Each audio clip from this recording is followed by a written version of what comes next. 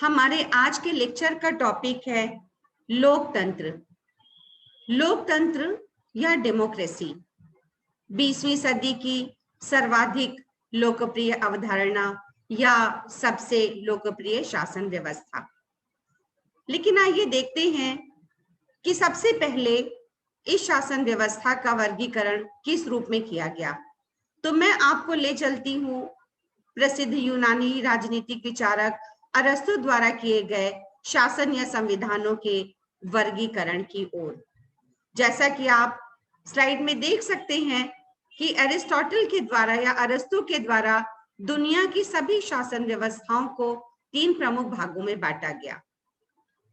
पहली शासन व्यवस्था जिसमें एक प्रमुख व्यक्ति का शासन होता है और अरस्तु इसे राजतंत्र कहते हैं। दूसरे प्रकार की शासन व्यवस्था जहां कुछ विशिष्ट वर्गीय लोगों का शासन होता है और इसे अरस्तु एरिस्टोक्रेसी कहते हैं। जो कुछ कुलीन लोगों का शासन है, कुछ धनी मानी उच्च वर्ग के लोग जहां पर शासन करते हैं, या कुलीन तंत्र का शासन। तीसरे प्रकार की शासन व्यवस्था है जहां अनेक लोग मिलकर के शासन करते हैं और अरस्तु इसको पॉलिटी की संज्ञा देते हैं।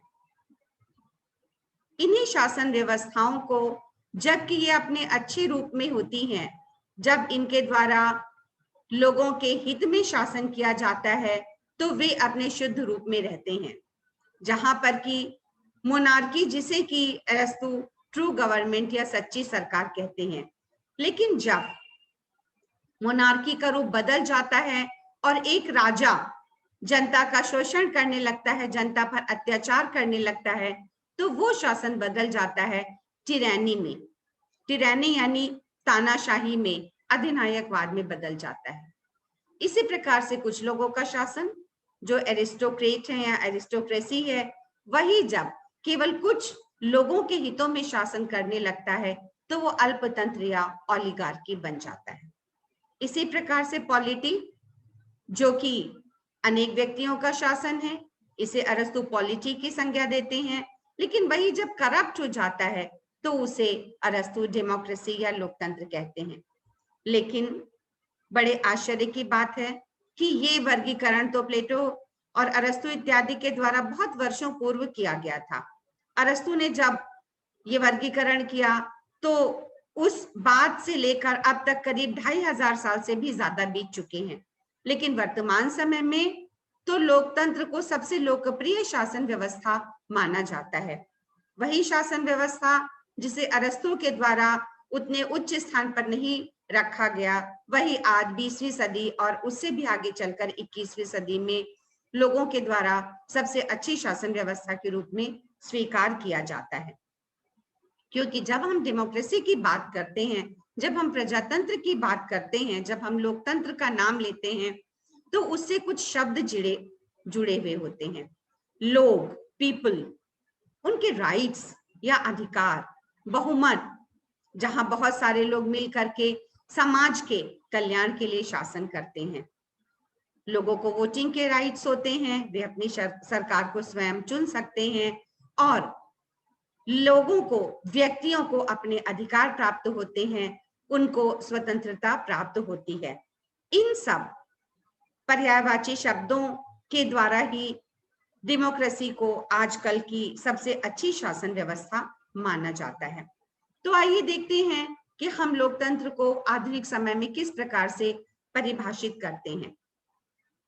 जैसा कि मैंने आपको बताया कि लोकतंत्र या प्रजातंत्र को अंग्रेजी में हम डेमोक्रेसी कहते हैं। डेमोक्रेसी लैटिन भाषा के 2 शब्दों डेमोस और क्रेशिया से मिलकर बना है, जिसका अर्थ है जनता की शक्ति या शासन। लॉर्ड ब्राइस नामक एक प्रसिद्ध राजनीतिक विचारक का कहना है कि लोकतंत्र शासन का वह प्रकार है जिसमें राज्य के शासन की शक्ति किसी विशेष वर्ग या वर्गों में निहित न होकर संपूर्ण जन समुदाय में निहित हो। अर्थात वह शासन जिसमें शासन जनता के द्वारा किया जाता हो। सीले एक अन्य विद्वान है जो कि कहते हैं कि लोकतंत्र वह शासन है जिसमें प्रत्येक व्यक्ति का भाग हो। भाग यानी हिस्सा हो। आइए अब देखते हैं लोकतंत्र की आज के समय में जिसे सर्वश्रेष्ठ परिभाषा कहा जाता है, और वो है अमेरिका के बहुत प्रसिद्ध राष्ट्रपति अब्राहम लिंकन के द्वारा की गई परिभाषा, जो डेमोक्रेसी के साथ बिल्कुल पर्यायवाची की तरह जुड़ी हुई है। एक सिक्के के जैसे दो पहलू हैं, वैसे ही लोकतंत्र के साथ अब्राहम लिंकन द्वारा की गई परिभाषा है, जो ये कहती है कि democracy is the government of the people by the people for the people. लोकतंत्र जनता की सरकार है, जनता के द्वारा की जाने वाली सरकार है, यह शासन है और जनता के लिए शासन है। यहाँ इन तीनों शब्दों का मतलब हमें समझना होगा। ऑफ द पीपल, ऑफ माने जनता के लोग। जो जनता का कंपोजिशन होता है उसमें अनेक वर्ग के लोग होते हैं, अनेक समुदाय के लोग होते हैं, अनेक भाषाओं को बोलने वाले, अनेक जातियों के और सामाजिक और आर्थिक दृष्टिकोण से अलग अलग प्रकार के लोग। कहीं पर वंचित वर्ग हैं, कहीं पर धनिक वर्ग हैं, कहीं पर मध्यम वर्ग है, कहीं कुछ लोग ज्यादा पढ़े लिखे हैं, कहीं कुछ कम पढ़े लिखे लोग हैं। लेकिन जनता के ये सभी वर्ग मिलकर के अपने पॉलिटिशियंस को, अपने राजनीतिज्ञों को चुनते हैं और उनके माध्यम से शासन करते हैं और उनके द्वारा ही शासन किया जाता है। तो ऑफ द पीपल का मतलब है कि सरकार में जनता की हिस्सेदारी होती है, चाहे वे किसी भी वर्ग के लोग क्यों ना हो, सबका रिप्रेजेंटेशन या सबका प्रतिनिधित्व होता है। बाय द पीपल यानी जनता के द्वारा। कोई भी व्यक्ति, चाहे वो किसी भी धर्म में उत्पन्न हुआ हो, किसी जाति में उत्पन्न हुआ हो, कोई भी जेंडर हो, स्त्री हो, पुरुष हो या किसी भी लिंग का हो, उसे अपने इन आधारों पर राजनीति में भाग लेने से या चुनाव में खड़े होने से रोका नहीं जा सकता। और तीसरी महत्वपूर्ण चीज है for the people. For the people यानी जनता के हित में शासन किया जाता है, जनता के कल्याण के लिए योजनाएं बनाई जाती हैं, नीतियां बनाई जाती हैं और निर्णय लिए जाते हैं। तो इस प्रकार से अब्राहम लिंकन द्वारा की गई परिभाषा को राजनीति शास्त्र में लोकतंत्र की सबसे अच्छी परिभाषा के रूप में देखा जाता है। अब आइए चलते हैं हम एक अलग प्रकार के वर्गीकरण की ओर। एक तो आपने अरस्तु का वर्गीकरण देखा, जो कि शासन व्यवस्था में कितने लोगों का शासन है और वो किस उद्देश्य से शासन कर रहे हैं, इसके आधार पर वर्गीकरण किया गया। लेकिन अब यहाँ पर हम लोकतंत्र के प्रमुख प्रकारों के बारे में देखते हैं, जिसमें पहले तो है प्रत्यक्ष या डायरेक्ट डेमोक्रेसी। शासन का या लोकतंत्र का वो रूप जो प्राचीन यूनान में प्रचलित था। प्राचीन यूनान या जिसे हम ग्रीस भी कहते हैं, इस शासन व्यवस्था में एवरीवन पार्टिसिपेट्स इन गवर्नमेंट। सभी लोग शासन में बढ़ चढ़कर स्वयं भाग लेते हैं। वे स्वयं वोट डालते हैं, सारे वोट की काउंटिंग होती है, स्वयं सारे निर्णय और नीतियां लेते हैं। और दूसरे प्रकार का वो लोकतंत्र जिसे अप्रत्यक्ष या प्रतिनिधि लोकतंत्र कहा जाता है, जो आधुनिक समय में लोकप्रिय है। यही शासन प्राचीन रोम में भी प्रचलित था। इसे रिपब्लिक भी कहा जा सकता है। रिपब्लिक जहां पर कि शासन में जो हेड होता है, जो प्रमुख होता है, वो कोई वंशानुगत राजा ना होकर जनता के द्वारा चुना गया व्यक्ति होता है। लेकिन यहाँ पर जनता शासन में स्वयं भाग नहीं लेती है, बल्कि अपने प्रतिनिधियों को चुनती है और उनके द्वारा वो शासन में भाग लेती है, जिन्हें रिप्रेजेंटेटिव या डेलीगेट्स कहा जाता है। अगर आप इस पिक्चर को देख रहे हैं, जो कि प्राचीन यूनान की एक पिक्चर है, जो कि प्रत्यक्ष लोकतंत्र को दर्शा रही है। आप देख सकते हैं कि लोग इकट्ठा हैं, एकत्रित हैं एक स्थान पर। एक स्थान पर एकत्रित होना प्राचीन यूनान में बहुत आसान भी था, क्योंकि जो बहुत छोटे छोटे नगर राज्य थे, जिन्हें हम पोलिस के नाम से जानते हैं, उनकी जनसंख्या बहुत कम हुआ करती थी और बहुत गिने चुने लोगों को ही नागरिकता का अधिकार था। वहां पर स्त्रियां नागरिक नहीं मानी जाती थी, बच्चे नागरिक नहीं माने जाते थे और गुलाम नागरिक नहीं माने जाते थे। तो इसके बाद जनता का एक बहुत थोड़ा हिस्सा बचता था, जो कि स्वयं शासन में भाग लेता था। ये मिलकर एक स्थान पर एकत्रित होते थे और वहीं उस जनसमूह के द्वारा समस्त नीतियों पर विचार होता था और निर्णय लिए जाते थे। आप देख सकते हैं कि लोग एकत्रित हैं और वहां पर किसी विषय पर विचार विमर्श हो रहा है। और इस विचार विमर्श में वोट डालने के भी कई तरीके हैं, जैसा कि आप देख सकते हैं कि कुछ हाथ इसमें से उठे हुए दिख रहे हैं। अर्थात किसी चीज के समर्थन में यदि कोई वोटिंग है तो इस तरीके से हाथ उठाने का तात्पर्य है कि ये लोग उस नीति का समर्थन करते हैं, और जो लोग सहमत नहीं हैं वे अपने हाथ को नीचे करके बैठे रह सकते हैं, जिसके माध्यम से वोट को काउंट किया जा सकता है। ये दोनों ही तस्वीरें दर्शाती हैं कि प्रत्यक्ष लोकतंत्र किस प्रकार से प्राचीन समय में एग्जीक्यूट किया जाता था या लागू किया जाता था। तो डायरेक्ट डेमोक्रेसी या जो पार्टिसिपेटरी डेमोक्रेसी है उसके क्या प्रमुख लक्षण हैं? इसमें लोग शासन में स्वयं भाग लेते हैं, स्वयं कानून बनाते हैं, अपना शासन स्वयं करते हैं। लेकिन ये डायरेक्ट डेमोक्रेसी या प्रत्यक्ष लोकतंत्र आधुनिक युग के लार्ज पॉपुलेशन वाले कंट्रीज में, बड़ी जनसंख्या वाले राज्यों में नितांत अव्यवहारिक शासन व्यवस्था है। इसके अतिरिक्त इसमें समय भी बहुत लगता है। आजकल के समय में बहुत सारे सिटीजन या नागरिक ऐसे होते हैं जिनके पास समय का अभाव होता है, उनके पास बहुत सारी इंफॉर्मेशन या जानकारी नहीं होती है, या राजनीति में वे इतनी रुचि नहीं रखते हैं, या उनकी विशेष योग्यता नहीं होती है किसी कानून को बनाने के संबंध में। इन अनेक कारणों से लोग राजनीति में स्वयं भाग लेना पसंद नहीं करते हैं। तो डायरेक्ट डेमोक्रेसी का ये रूप आधुनिक समय में बहुत कम प्रचलित है। अगर आप देखना चाहें तो इस स्लाइड में मैंने आपको दिखाया है कि स्विट्जरलैंड नामक देश के केवल कुछ प्रांत हैं, मुश्किल से 5 प्रांत, जहां पर कि प्रत्यक्ष लोकतंत्र कुछ रूपों में प्रचलित है। इनके नाम है इनर एपेंजेल, आउटर एपेंजेल, उरी, एंटक-वॉल्डेन और ग्लैरस। इन प्रांतों में प्रत्यक्ष लोकतंत्र आज भी है।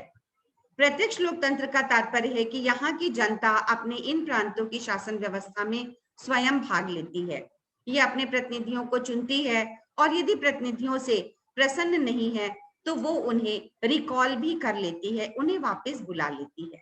इसके अतिरिक्त कई चीजों पर प्लेबिसाइट या जनमत संग्रह भी किया जाता है। कानूनों पर जनता के हस्ताक्षर होते हैं। तो अनेक तरीके हैं जिनके माध्यम से ये डायरेक्ट डेमोक्रेसी को आज भी प्रयोग कर रहे हैं। लेकिन वास्तव में अगर आप ध्यान से देखें तो वर्तमान समय में अप्रत्यक्ष या प्रतिनिधि लोकतंत्र ही अधिक पॉपुलर शासन व्यवस्था मानी जाती है। यह लोकतंत्र का वह रूप है जिसमें जनता शासन में स्वयं भाग न लेकर अपने प्रतिनिधियों को चुनती है, जो उसकी तरफ से विधानसभा या विधानमंडल में बैठते हैं और सभी निर्णय लेते हैं। आप देख सकते हैं कि लोग वोट डालने जाते हैं और वोट के द्वारा अपने प्रतिनिधियों को चुनते हैं। इस स्लाइड में मैंने दिखाया है कि किस तरह से जनता के चुने हुए प्रतिनिधि जा करके विधानसभाओं में और लोकसभा या व्यवस्थापिकाओं में बैठते हैं। ये जनता के चुने हुए लोग होते हैं, और यही लोग अन्य लोगों की तरफ से, जो कॉमन जनता है उसकी तरफ से जा करके विधानमंडल में बैठकर कानूनों का निर्माण करते हैं और सभी महत्वपूर्ण निर्णयों को लेते हैं। ये पिक्चर सिंबॉलिक हैं, जो कि एक पिक्चर ये यूपी विधानसभा की है और ये भारत की लोकसभा की है, लेकिन ये तस्वीरें प्रतीकात्मक हैं। दुनिया के जिन देशों में भी लोकतंत्र है वहां पर चुनी हुई व्यवस्थापिका सभाएं हैं, जहां पर जनता के निर्वाचित प्रतिनिधि बैठ करके शासन करते हैं। अब हम आते हैं लोकतंत्र के विभिन्न रूपों पर या विभिन्न धारणाओं या विचारों पर। क्योंकि आधुनिक समय में लोकतंत्र प्रचलित तो है, लेकिन अलग अलग प्रकार के विचार हैं, अलग अलग प्रकार के लोग हैं, और वे अपनी तरफ से लोकतंत्र को देखते हैं, अपने अपने नजरिए से देखते हैं और अपने अपने नजरिए से उसका अर्थ निकालते हैं। इनमें हम 4 प्रमुख अवधारणाओं को देखेंगे। सबसे पहले तो लोकतंत्र की उदारवादी अवधारणा, जिसे हम क्लासिकल या लिबरल डेमोक्रेसी कहते हैं। दूसरा, लोकतंत्र की बहुलवादी अवधारणा यानी प्लूरलिस्ट डेमोक्रेसी। तीसरा, लोकतंत्र की विशिष्ट वर्गीय अवधारणा या एलिटिस्ट डेमोक्रेसी। और चौथा लोकतंत्र की मार्क्सवादी अवधारणा या मार्क्सिस्ट व्यू ऑफ डेमोक्रेसी। संक्षेप में हम इन सभी को देखेंगे कि इसमें लोकतंत्र के रूपों में या लोकतंत्र के बारे में क्या क्या विभिन्नता है मतों की या विचारों की। तो सबसे पहले हम देखते हैं कि लिबरल डेमोक्रेसी या उदारवादी लोकतंत्र क्या है, जो कि सबसे अधिक सॉट आफ्टर है, सबसे ज्यादा प्रचलित है। Liberal democracy, a democratic state which operates according to the liberal values of freedom, tolerance and rights. उदारवादी लोकतंत्र वह है जहां पर लोगों को पर्याप्त स्वतंत्रताएं प्राप्त हैं, उन्हें अधिकार प्राप्त हैं और ये टॉलरेंस यानी सहिष्णुता पर आधारित शासन है, जहां बहुमत शासन करता है लेकिन अल्पतंत्र के व्यूज को भी, उनके बातों को या विचारों को नजरअंदाज नहीं किया जाता। की features include the protection of individual liberties. लोगों की स्वतंत्रताएं इस शासन में सुरक्षित रहती हैं। कई बार लोकतांत्रिक व्यवस्था वाले देशों का संविधान लिखा हुआ हो सकता है, कई बार अलिखित भी होता है, लेकिन इस संविधान के द्वारा शासन की शक्तियों पर लिमिट्स या मर्यादाएं लगाई जाती हैं। उदारवादी लोकतंत्र की प्रमुख विशेषताएं हैं कि सत्ता लोगों से उत्पन्न होती है, निश्चित समय पर चुनावों का होना आवश्यक है, राजनीतिक दलों का अस्तित्व अत्यंत आवश्यक है। ये राजनीतिक दल अनेक राजनीतिक और आर्थिक विचारधाराओं पर आधारित होते हैं, इनके अनेक कार्यक्रम होते हैं, ये मिलकर के लोकतंत्र को जीवंत अवस्था में रखते हैं। जनता को नागरिक और राजनीतिक स्वतंत्रताएं जैसे कि मत देने का अधिकार, विचार करने और बोलने की स्वतंत्रता, सार्वजनिक पद ग्रहण करने का अधिकार आदि प्राप्त होते हैं। एक अत्यंत इंपॉर्टेंट चीज है कि जो भी संचार साधन है, जैसे कि प्रेस है, रेडियो है, टीवी है और आधुनिक समय में सोशल मीडिया के भी साधन उसमें शामिल होते हैं, प्रिंट और इलेक्ट्रॉनिक मीडिया है, इन सभी को स्वतंत्रता प्राप्त होती है। राजनीतिक, नागरिक, सामाजिक और आर्थिक समानता का होना आवश्यक है उदारवादी लोकतंत्र में, जिससे लोकतंत्र को सही रूप दिया जा सके। शक्ति विभाजन अर्थात शासन के जो 3 प्रमुख अंग हैं, व्यवस्थापिका, कार्यपालिका और न्यायपालिका, इन सभी के अपने अपने परिभाषित कार्य हों, वे अलग अलग लोगों के द्वारा किए जा रहे हों और सभी अंग अपने में स्वतंत्र हों, एक दूसरे पर चेक्स और बैलेंसेस रखते हैं। लेकिन सबसे बड़ी बात है कि न्यायपालिका उनमें पूरी तरह से स्वतंत्र हो और सबसे आवश्यक चीज ये है कि शासन की शक्तियां सीमित हो। शासन को असीमित अधिकार, अमर्यादित अधिकार नहीं दिए जा सकते, नहीं तो जनता के अधिकार, उनकी स्वतंत्रताएं खतरे में पड़ जाएंगे। अब हम देखते हैं लोकतंत्र की बहुलवादी अवधारणा। बहुलवादी या pluralistic view of democracy, pluralistic model of democracy. Pluralistic model में आप देख सकते हैं कि सत्ता के अनेक केंद्र होते हैं। सत्ता के अनेक केंद्र का तात्पर्य है कि समाज में अनेक प्रकार के गुटों का, अनेक प्रकार के वर्गों का अस्तित्व होता है। ये अनेक वर्ग हैं, जैसे व्यापारी हैं, उद्योगपति हैं, मजदूर हैं, किसान हैं, वहां का मध्यम वर्ग आदि अन्य सभी वर्ग। ये सभी मिलकर अपने अपने हितों में कुछ संस्थाएं बनाते हैं, कुछ समूह बनाते हैं और उनके माध्यम से वे क्रियाशील होते हैं। ये अनेक दल, वर्ग और दबाव गुट मिलकर के राजनीतिक व्यवस्था को प्रभावित करते रहते हैं। इसका सबसे बड़ा फायदा ये होता है कि सरकार कभी भी असीमित नहीं होने पाती, क्योंकि शक्तियां अनेक स्थानों पर केंद्रित रहती हैं, अनेक स्थानों पर निर्णय लिए जाते हैं और निर्णय लेते समय वर्गों के हितों को भी ध्यान में रखा जाता है। इसीलिए यहाँ पर कोई भी शक्ति का मनमाना प्रयोग नहीं कर पाता है। तो ये लोकतंत्र की बहुलवादी अवधारणा है, जो ये मानकर चलती है कि सत्ता का केंद्र केवल राज्य नहीं है, बल्कि अनेक प्रकार के दबाव समूह, हित समूह और गुट भी हैं। फिर हम आते हैं लोकतंत्र की विशिष्ट वर्गीय अवधारणा पर। लोकतंत्र का विशिष्ट वर्गीय सिद्धांत क्या कहता है? लोकतंत्र की विशिष्ट वर्गीय अवधारणा में ये माना जाता है कि जो कॉमन जनता है वो शासन के मामलों की समझ नहीं रखती है, और कुछ इलीट लोग होते हैं, कुछ उच्च कुल के लोग होते हैं जिन्हें कुछ अधिकार प्राप्त होते हैं, और वे अपने कुलीनता के आधार पर शासन करते हैं और उनको ही शासन करना चाहिए। प्रत्येक समाज में पॉलिटिकल इलीट्स का अस्तित्व होता है। कुछ ऐसे परिवार, कुछ ऐसे लोग जो राजनीति में अत्यंत प्रभावशाली होते हैं। जैसे अगर हम भारतीय राजनीति में इसको एग्जाम्पल के तौर पर देखना चाहें तो हमें केंद्र में और राज्य में अनेक ऐसे परिवारों का अस्तित्व दिखाई देगा।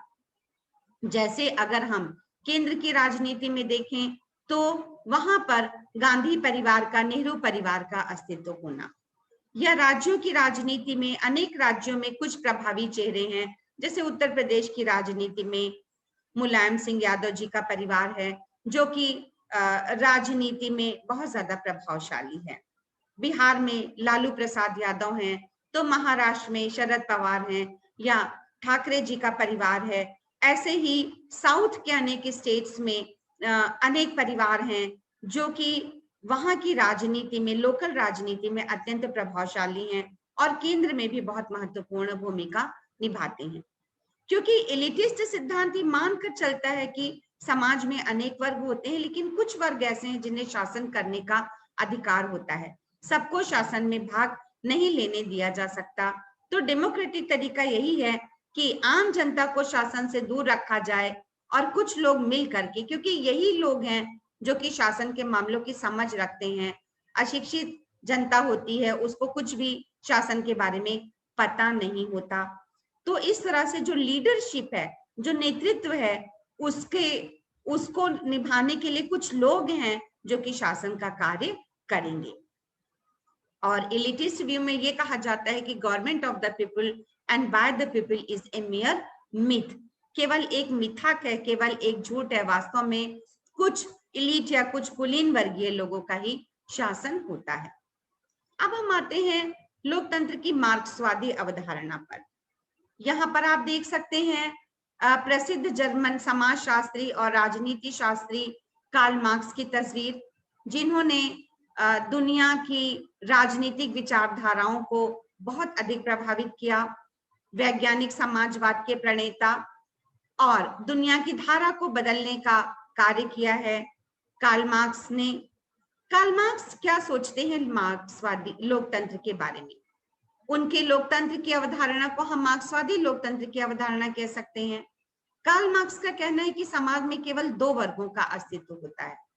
एक वर्ग वो है जो शोषक वर्ग है। शोषक वर्ग यानी वो वर्ग जिसके पास सारे साधन है, पूंजी है, संपत्ति है और सभी चीजों पर कब्जा करके बैठा है। दूसरा वर्ग है शोषित वर्ग। केवल दो ही वर्ग हैं।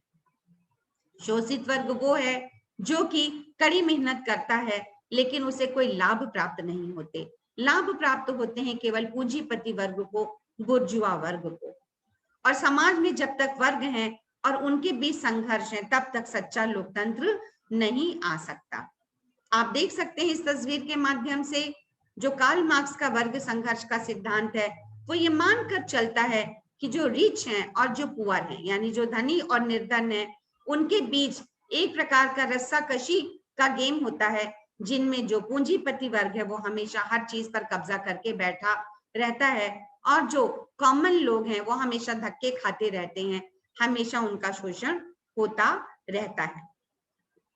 यहाँ पर आप देख सकते हैं कैपिटलिस्ट सिस्टम में शासन का एक स्ट्रक्चर बनाया गया है। कैपिटलिस्ट यानी जो पूंजीवादी व्यवस्था है, जो पूंजीवादी लोकतंत्र है, उसकी असलियत क्या है? जो कि मार्क्स का कहना है कि कहने की बात है कि लोकतंत्र है किंतु लोकतंत्र है नहीं। लोकतंत्र की असलियत क्या है?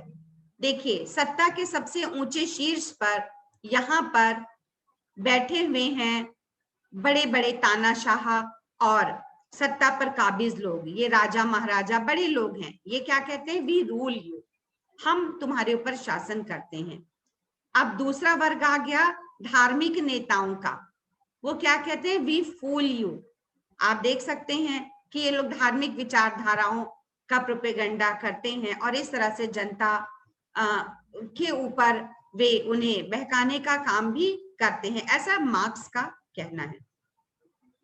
इन्हीं लोगों के हाथ में, शासक वर्ग के हाथ में सारी मिलिट्री और पुलिस का अस्तित्व होता है। वो क्या करते हैं, वी शूट एट यू, जनता पर गोली चलाते हैं यदि जनता किसी भी प्रकार की कोई क्रांति या कोई विद्रोह करने की कोशिश करे।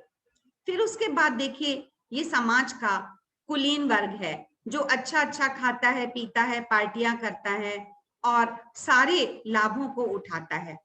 और इसमें सबसे देखिए, इस पिरामिड में नीचे के स्तर पर कौन है जो पूरे समाज को संभाल रहा है, वो कॉमन लोग हैं। वो वहां के किसी भी समाज के वो लोग हैं जो मजदूर हैं, जो किसान हैं, जो वहां का दबा कुचला वर्ग है, जो इन सारे वर्गों के लिए काम करता है। वी वर्क फॉर यू, है ना, वी फीड ऑल, हम सबको खाना खिलाते हैं और ये सारे लोग हमारी बदौलत शासन करते हैं और जनता को मूर्ख बनाते हैं। तो इस तरह से मार्क्सवादी लोकतंत्र में कहा गया कि सच्चा लोकतंत्र कभी नहीं आ सकता। लोकतंत्र में वास्तव में बेवकूफ बनाकर शासन की शक्ति बड़े लोगों के पास एकत्रित रहती है। तो इस तरह से इन सभी अवधारणाओं में कहीं ना कहीं कुछ कमियां बताई गई कि लोकतंत्र कहने की बात है सबका शासन, लेकिन वो सबका शासन नहीं होता है। अब हम देखते हैं लोकतंत्र के गुणों को, क्या अच्छाइयां हैं लोकतंत्र में, क्योंकि जब इसे सबसे अच्छी शासन व्यवस्था समझा जाता है तो वास्तव में कुछ अच्छाइयां तो होंगी, जैसे कि जनता का कल्याण होता है, जनता के हित में शासन होता है, शासन कार्यकुशल होता है, सभी लोग मिलजुल करके शासन करते हैं, जनता शासन में भाग लेती है तो उसको शासन में भाग लेने से एजुकेशन मिलती है, सार्वजनिक शिक्षा होती है, जनता में कर्तव्य भावना जन्म लेती है, वो ये महसूस करती है कि वो शासन का एक अंग है। इसके साथ उसमें देशभक्ति की भावना का संचार होता है, शासन में विचार विमर्श होता है, डायलॉग होते हैं, बातचीत होती है और समझौते पर आधारित शासन होता है। क्रांति से सुरक्षा होती है, क्योंकि जनता को शक्ति प्राप्त होती है शासन में तो उसे क्रांति करने की या विद्रोह करने की आवश्यकता नहीं होती। और लोकतंत्र ही एक ऐसा शासन है जो विश्व शांति का समर्थन करता है, क्योंकि लोकतंत्र में बहुत विस्तारवादी भावना नहीं होती, जबकि अन्य प्रकार के जो शासन है, चाहे वो राजतंत्र हो, चाहे वो अधिनायक शाही शासन हो, इनमें अपने साम्राज्य का विस्तार करने की प्रबल प्रवृत्ति होती है, तो वे विश्व शांति का समर्थन नहीं करते हैं। डेमोक्रेसी के जो एडवांटेजेस हैं या लाभ हैं, उसको इस स्लाइड में अंग्रेजी भाषा में भी मैंने बताया है, इसको भी आप पढ़ सकते हैं। अब हम आते हैं लोकतंत्र के दोषों पर। अनेक दोष भी है लोकतंत्र में, जैसे गुलाब के फूल में कांटे होते हैं, वैसे लोकतंत्र में भी कांटे हैं, बुराइयां भी हैं।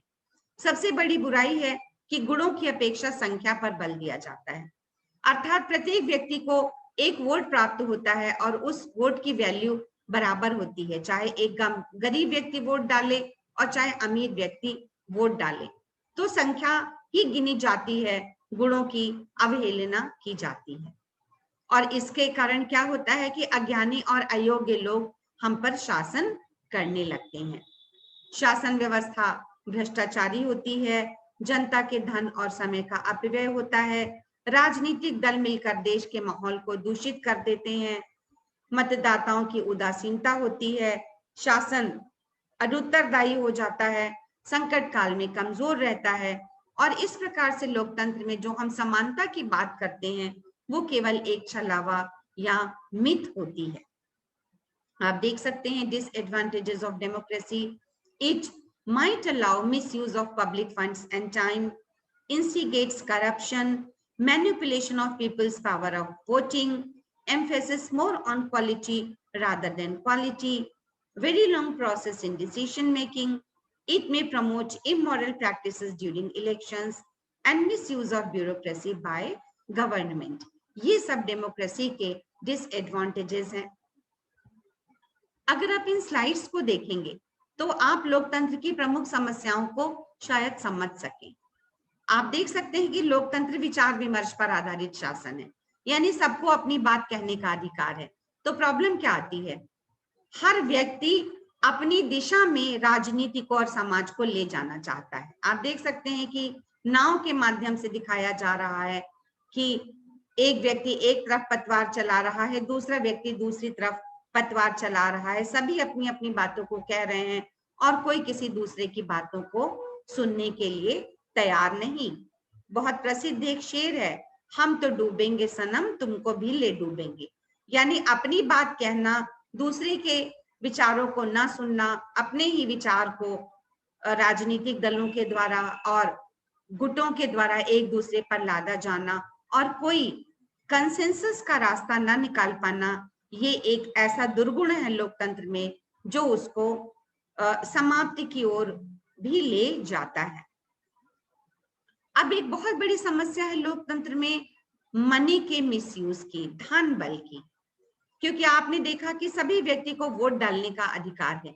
तो नेता लोग क्या करते हैं कि जो अशिक्षित लोग हैं, बिना पढ़े लिखे लोग हैं, गरीब लोग हैं, उनको पैसे का लालच दे करके वोट उनके खरीदना चाहते हैं। जैसे आप देख सकते हैं नेताजी बैठे हैं, मछली का कांटा फंसाकर मछलियां आ रही हैं, पैसा दिखा रहे हैं और ये इसकी तरफ भाग रहे हैं। क्योंकि चुनाव एक बहुत बड़ा माध्यम है लोकतंत्र को चलाने का। चुनाव समय समय पर होते रहते हैं, तो चुनाव के पहले ये चीजें बहुत देखने को मिलती हैं कि जो गरीब मतदाता हैं उनको पैसा बांट बांट करके उनके वोटों को खरीदा जाने लगता है। फिर दूसरी चीज है क्रिमिनलाइजेशन ऑफ पॉलिटिक्स, अर्थात जो नेता हैं वो गुंडों के माध्यम से, अर्थात अपराधी प्रवृत्ति के लोगों के माध्यम से भी बहुत सारी चीजों को मैनिपुलेट करते हैं। कई बार तो गुंडे ही नेता बन जाते हैं और इस तरह से वो बाहुबल के द्वारा, अपने शक्ति के द्वारा, बाहुओं की शक्ति के द्वारा या पिस्तौल और अन्य जोर जबरदस्ती के द्वारा वो जनता को अपने कब्जे में करने की कोशिश करते हैं। और गुंडे प्रवृत्ति के लोगों का लोकतंत्र में, राजनीति में प्रवेश कर जाना, ये अत्यंत चिंता का विषय बन चुका है। खास तौर से भारत जैसे देश में जहाँ की जनसंख्या अशिक्षित है, बहुत सारे लोग पढ़े लिखे नहीं हैं और वे जल्द ही नेताओं के बाहुबल या धन बल के वश में आ जाते हैं। तो अशिक्षित मतदाता हैं जिन्हें चतुर नेता गुमराह कर देते हैं, उनको सब्ज बाग दिखाते हैं, बड़ी बड़ी योजनाओं के बारे में बताते हैं और सिर्फ चुनाव के समय उनके दरवाजे पर जा करके उन्हें बड़े बड़े सपने दिखा करके कोशिश करते हैं कि उनके वोटों को अपनी तरफ किया जा सके और लोकतंत्र में बहुमत की जीत को हासिल किया जा सके। लेकिन ये सब संभव क्यों होता है? संभव इसलिए भी होता है क्योंकि जो पढ़े लिखे मतदाता हैं वे वोट डालने नहीं जाते। हम कहते तो हैं कि गरीब लोगों को नेता लोग बहुत जल्दी अपने वश में कर लेते हैं, लेकिन इसके लिए दोषी कौन है? उसके लिए पढ़े लिखे मतदाता भी तो दोषी हैं, जो स्वयं लोकतंत्र में उदासीन रहते हैं, वे रुचि नहीं लेते हैं। जब चुनाव में वोट पड़ने लगते हैं तो आप देखते हैं जो समाचार आते हैं कि इतने लाख लोगों ने वोट नहीं डाला, या शहरी क्षेत्रों में पढ़े लिखे मतदाता वोट डालने नहीं गए, वे छुट्टी मनाते हुए घर में बैठे रहे और अशिक्षित मतदाता जाकर के वोट डालकर आ गए। या फिर लोगों को, वोटर्स को उनके घरों से लाने के लिए राजनीतिक दलों ने कई प्रकार के इंतजाम किए। तो लोकतंत्र की जो बुराइयां हैं उसके लिए कहीं ना कहीं पढ़े लिखे मतदाता भी तो उदासीन रहते हैं। ये भी तो एक बहुत बड़ी कमी है लोकतंत्र की। अब सवाल ये है कि लोकतंत्र कैसे सफल हो, क्या परिस्थितियां हैं, क्या वो सर्कमस्टांसेस हैं, क्या वो जरूरी बातें हैं जिनको मानने से या जिनको अपनाने से लोकतंत्र सफल हो सकता है।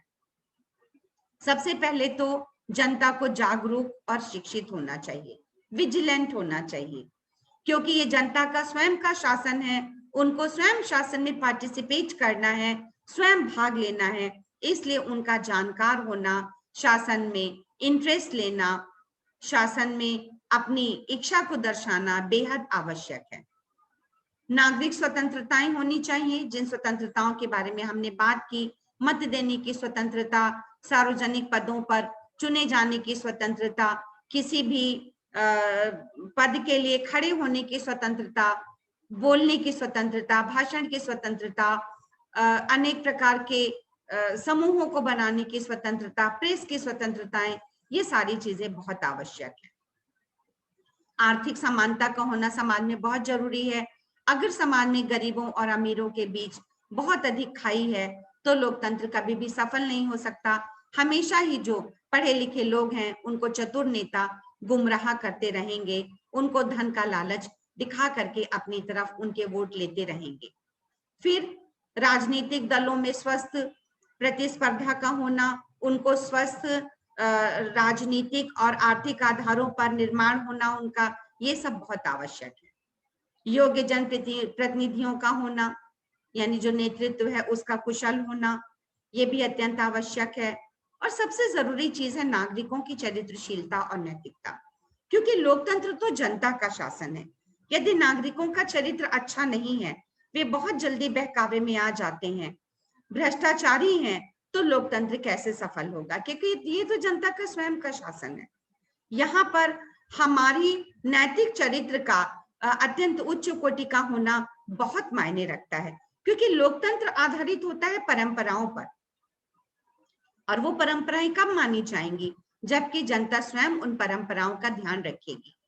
जैसे कि एक परंपरा ये होती है कि जब किसी एक दल से एक प्रतिनिधि को चुना जाता है तो उसे चुने जाने के बाद उस दल उसे उस दल के समर्थन को छोड़ करके किसी दूसरे दल में शामिल नहीं हो जाना चाहिए। पर आप देखते हैं जनप्रतिनिधि जा करके विधानसभा में बैठते हैं और फिर वो तुरंत ही राजनीतिक दल बदल देते हैं, दल बदल कर लेते हैं, आज इस दल में तो कल उस दल में। किसी भी प्रकार की कोई परंपरा का कोई मतलब नहीं रह जाता है। तो इस तरह की चीजों को बढ़ावा नहीं मिलना चाहिए। जनता को इन चीजों को डिस्करेज करना चाहिए, ऐसे प्रतिनिधियों को दोबारा चुनाव में नहीं चुनना चाहिए जो इस तरह की खराब परंपराओं को बढ़ावा देते हैं, क्योंकि स्वस्थ परंपराओं का होना बहुत आवश्यक है। अब बात इस पर आती है कि लोकतंत्र शासन कैसा शासन है जिसे हम आधुनिक युग का सबसे अच्छा शासन मानते हैं? क्या उसे वास्तव में अच्छा शासन कहा जाए या कोई और शासन अपना लिया जाए? तो अब यहाँ पर हम कह सकते हैं कि भाई शासन के रूपों की क्या बात है। शासन के हर रूप में कोई कमी है और कोई अच्छाई है। एलेक्जेंडर पोप कहते हैं शासन के रूपों के लिए मूर्खों को लड़ने दो, जो शासन ठीक प्रकार से चले वही सर्वश्रेष्ठ शासन है। हम क्यों इस बात की लड़ाई करें कि शासन बहुत अच्छा है और शासन बहुत खराब है? लोकतंत्र पर हम अनेक आरोप लगाते हैं, लेकिन लोकतंत्र से अच्छी शासन व्यवस्था की खोज भी अभी तक नहीं कर पाए। क्यों हम आधुनिक समय में लोकतंत्र को सबसे अच्छा शासन मान रहे हैं? क्योंकि यहाँ पर जनता को अधिकार है, जनता की स्वतंत्रताएं हैं, जनता स्वयं शासन में भाग ले सकती है। तो किसी भी अन्य शासन व्यवस्था की अपेक्षा तो लोकतंत्र की अधिक मान्यता है ही। और अगर हम लोकतंत्र को हटाकर कोई भी अन्य शासन स्वीकार करें, चाहे वो राजतंत्र हो, चाहे वो कुलीन तंत्र हो, चाहे वो धनिक तंत्र हो, वहां कहीं पर भी जनता की आवाज नहीं सुनी जाएगी, केवल एक वर्ग का ही अस्तित्व हो जाएगा। अगर हम चाहते हैं कि जनता के सभी वर्गों का शासन में भाग हो, शासन में हिस्सा हो, तो जरूरी है कि हम लोकतंत्र को अपनाएं, लोकतंत्र की बुराइयों को भी समझें, वे बुराइयां किस कारण से आती हैं, उनको कैसे दूर कर सकते हैं, उसकी तरफ हमारी भी जिम्मेदारी है, जनता की भी जिम्मेदारी है।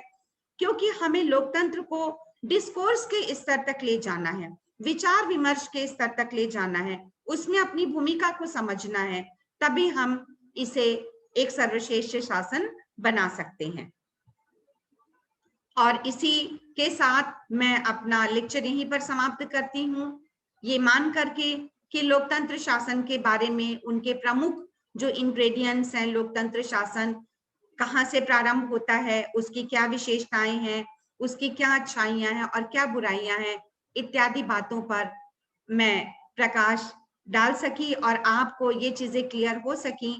भविष्य के लिए आपको बहुत बहुत शुभकामनाएं देती हूँ और आशा करती हूँ कि लोकतंत्र शासन को सफल बनाने के लिए आप सभी एक अच्छे नागरिक के रूप में अपना योगदान अवश्य देंगे। धन्यवाद। Thank you.